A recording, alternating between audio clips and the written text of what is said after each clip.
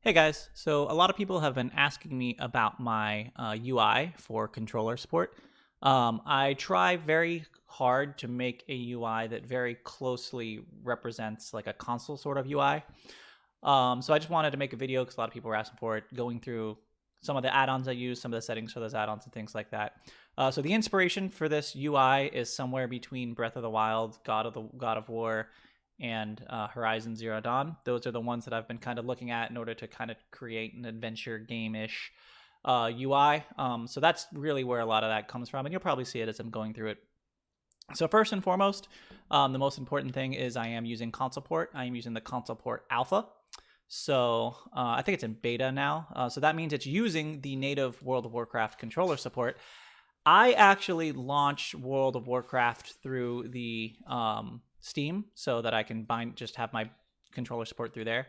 I have used both the DualSense as well as the DualShock 4, and they both seem to work great. I've also used the Steam controller. Initially, I used the Steam controller when we used the normal console port, but ever since the console port beta came out, I'm just exclusively using the PlayStation controllers. Right now I'm using the DualShock 4, and you can tell because I have my VSC View up. For anybody who doesn't know, VSC View is a Windows app that will show you your controller in an overlay. It does not currently support DualSense 5. I don't know if it's going to be updated or not. I noticed the developer has started to update it on the GitHub repo, but I am not 100% on whether or not that'll actually be updated. So at least for now, I'm using the DualShock 4 just so you guys can see all my what I'm doing and how my UI works. So the way I set up my UI is I have console port, like I said, and then I have bartender that controls my actual UI buttons, my button and action bars. Console port beta right now does not have the built-in UI support that the console port legacy does. As a result, you need to kind of figure out your own thing.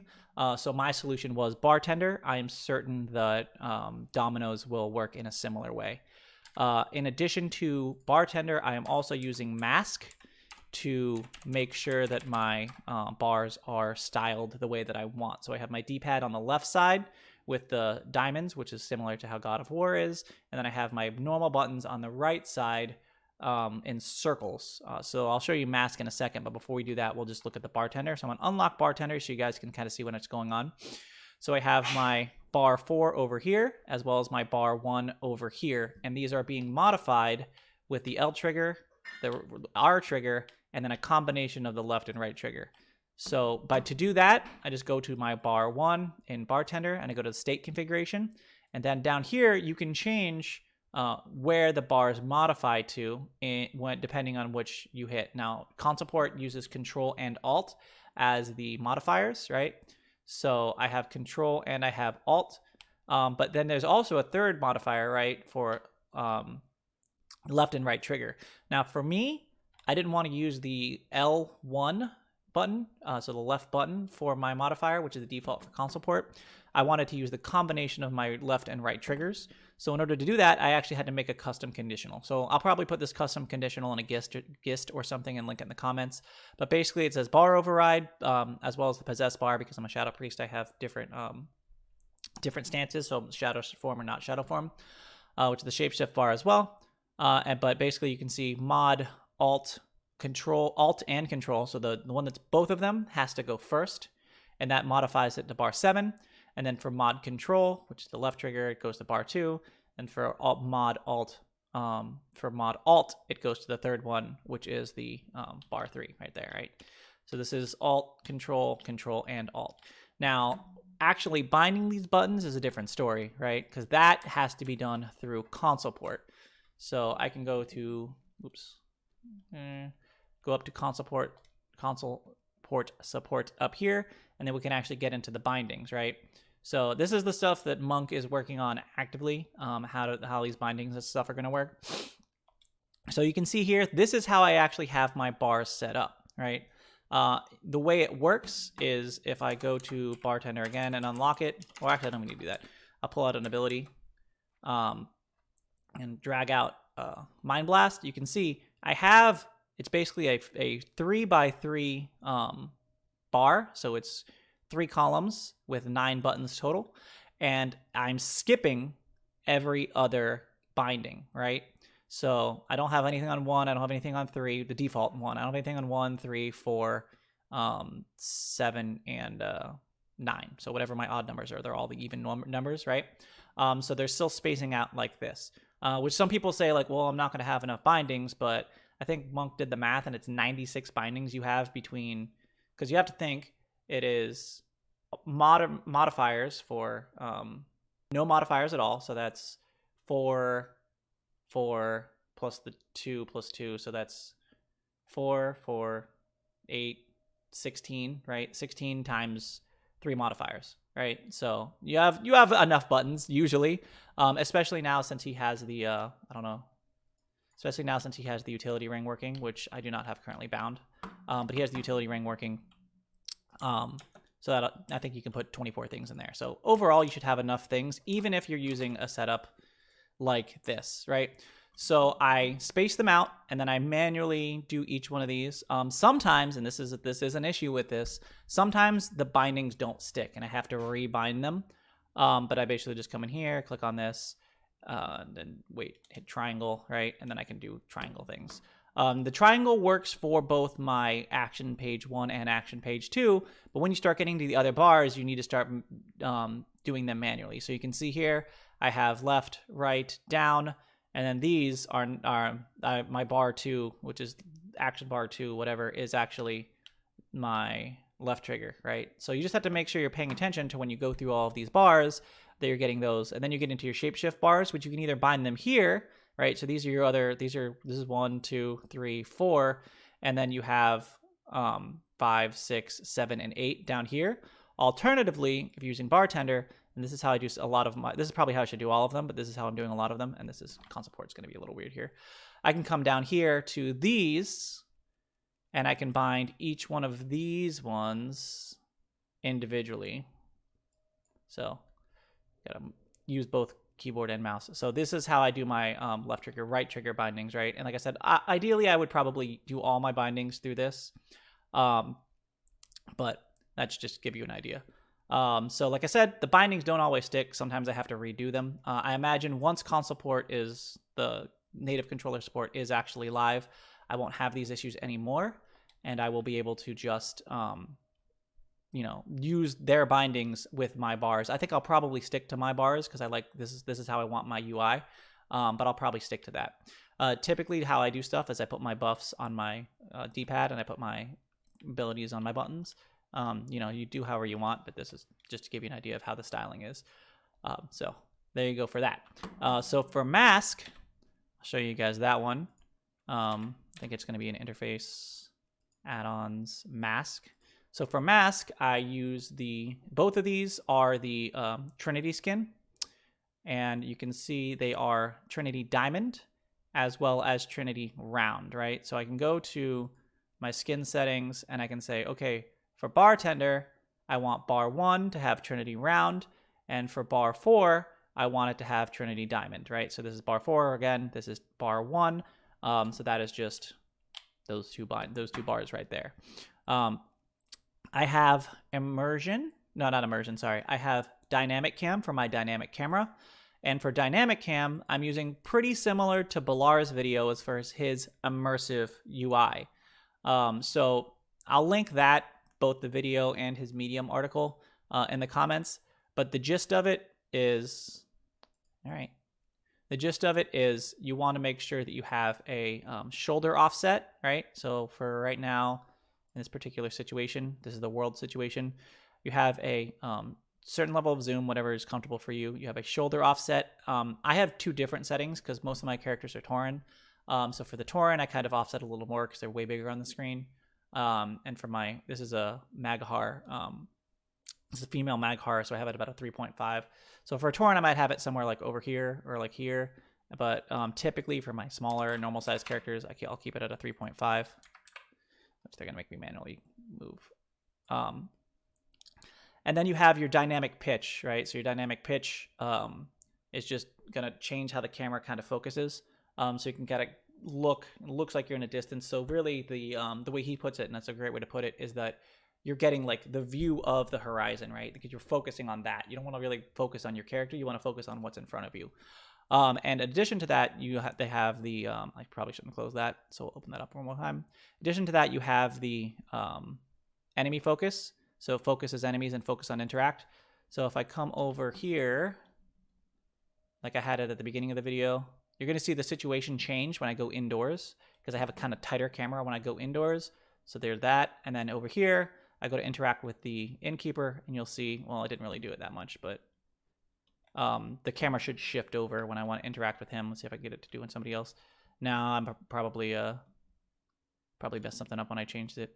But that's the general idea, because that's especially important for enemies, because your camera will kind of lock onto the enemy. So as you're running around them, it'll still try to keep you locked on them visibly. Yeah, you saw it right there. So you can see I'm looking over here kind of, and my camera kind of shifts up to them. And even when I move around, it's still kind of locked onto them. So that's kind of the goal for that right there.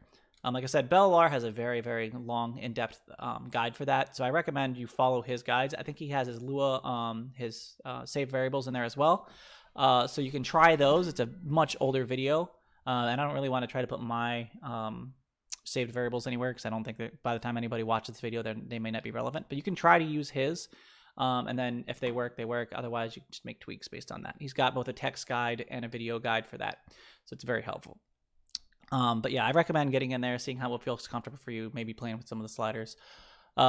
Stuff like this probably isn't going to be super comfortable right out of the gate. So you need to make sure you're kind of playing with it.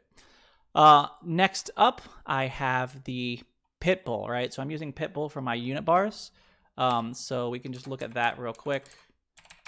So if I disable if I show the configuration mode for party view, this is what my Pitbull bars look like. I'm in the process of changing how this customization works, because I'm not super into, well, I have been using these Healbot bars, and I haven't been super into them, so I created a custom texture for them using the shared media add-on, which I'll show you after this, to create these kind of more console-y looking action bars. So I took this container, I hid the background of it, and for the bars, I made a custom bar with a subtle rounded corner.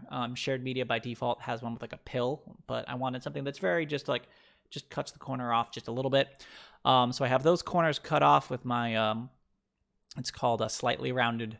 I will give a download link for that, but it's called slightly rounded. You just drop that into your shared media folder, and then you can just grab it from you can just go to your units, layout editor, and then I go to my player main, you go to bars, you can see it's right here, slightly rounded. So right now, most of the things are using Healbot, which is what I had been using for years. And then I just changed it to my own custom one for slightly rounded, to get these slightly rounded corners. So it's just slightly rounded with a little bit of a texture. I have a fade out for my, oops, sorry, gotta turn Pitbull off. I have a fade out for my personal health bars, because I want the immersive feeling. I want to see everything that you can, I want it to be, everything's hidden for the most part when I am not doing anything. And then when I actually get in combat, this stuff kind of comes in. It's still not fully opaque. It is still semi-transparent. Let's see if I can go get into combat real quick. There you go. So it's not totally opaque. Still semi-transparent, but it is still, visible. That is the goal with that. Let's see, we can't find something out here. It's a weird part of the Jade Forest, I thought. Yeah, so right trigger, there you go, and you can see my health bars kind of pop up now. My Shadow Word Pain unbound itself, but everything else is bound.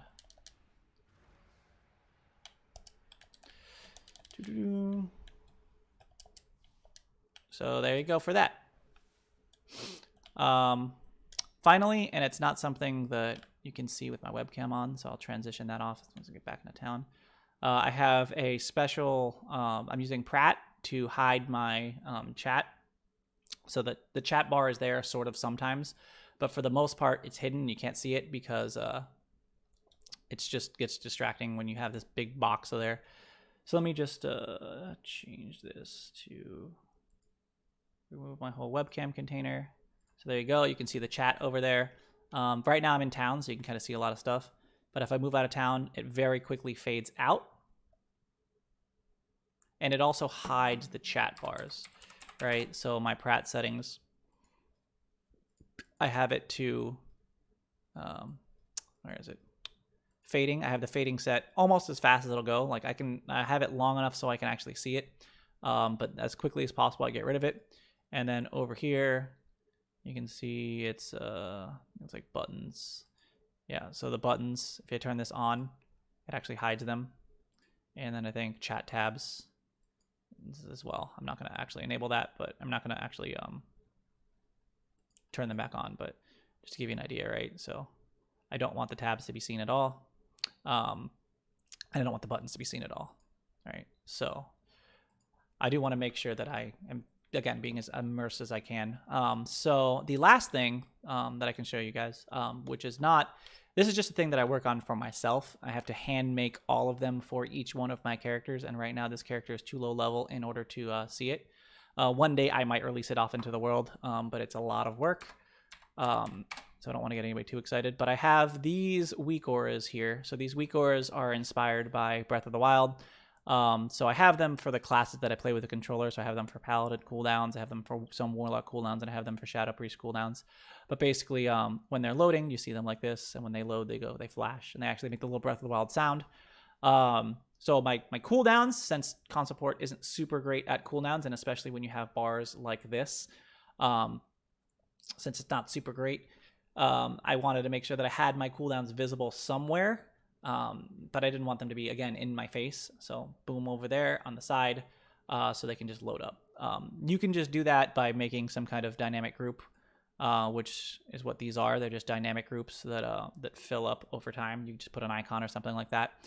But for me, like I said, they're using a lot of custom textures, and they're still missing a lot more. So they're not really ready for release yet, but maybe one day they will be. Hopefully one day they will be. So I think that just about covers everything. Like I said, and sexy map. This is just sexy map. That's very straightforward.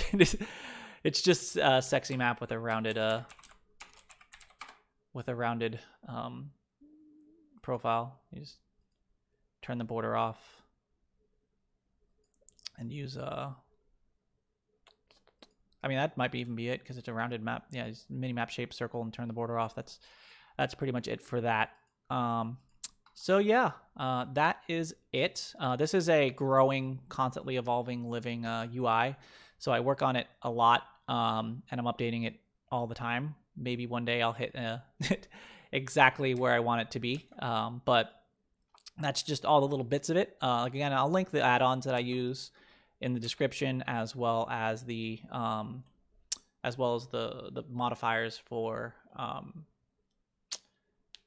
bartender and with LUAs where I think they're appropriate, and the Bellular article and stuff like that. But thank you for watching.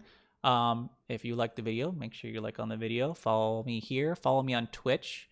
I stream quite frequently on just leveling with controller. This particular character I'm doing exclusively with a controller with this UI, just so I can get a feel for it, right? And really get comfortable using this controller layout for a priest, because I main a priest.